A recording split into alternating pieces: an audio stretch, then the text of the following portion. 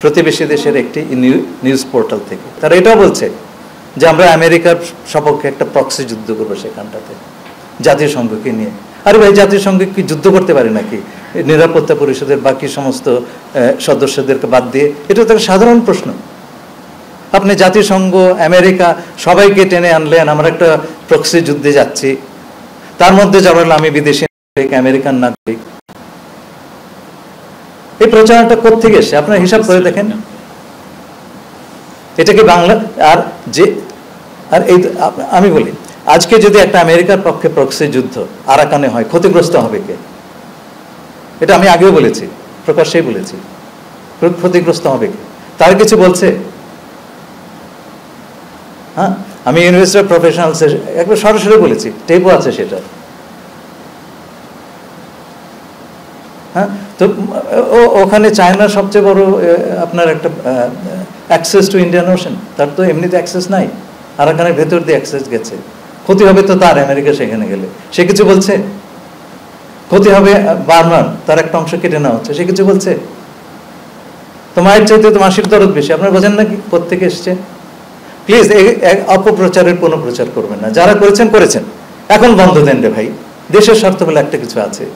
আমি এগুলো বলতে চাইনি, আমি ভেবেছি যারা বুদ্ধিমান ব্যক্তি আছে তারা এটা নিয়ে দাঁড়িয়ে যাবেন। আমাকে সব কথা কেন বলতে হবে রে ভাই? সরকার সব কথা বলবে কেন? আমাদের তো এই কথাটা বলাটাও তো আমার জন্য সমীচীন নয়, কিন্তু আমাকে বলালেন।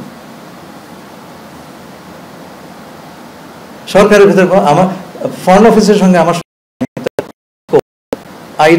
I coordinate with foreign office on every issue. আর সেনাবাহিনীর সঙ্গে আমি খুব ক্লোজলি কাজ করি, খুব ক্লোজলি কাজ করি। দেখেন ভয়াবহ অবস্থা। আমি গেলাম 18 এপ্রিল রোহিঙ্গা ক্যাম্পে, এর পরের সপ্তাহে কাতারে আপনার রোহিঙ্গা রাউন্ড টেবল, সেখানে আমি রোহিঙ্গাদের মনোভাবটা জানতে গেছিলাম। ফেরার পথে রামু ক্যান্টনমেন্ট পরে সেখানকার কমান্ডার জেনারেল মিনহাজ আমাকে বললেন যে আপনি যদি আমার পাশ দিয়ে যাচ্ছেন এক বেলা চা খেয়ে যেতেন। আমি গেলাম, কারণ 1 লক্ষ এই যে রোহিঙ্গা নিয়ে যে ইফতার হলো, আমার এই কাজটাতে উনি খুব সাহায্য করেছেন। আমি ওনার সঙ্গে চা খেয়ে আধা ঘন্টা ছিলাম, বেরিয়ে গেছি।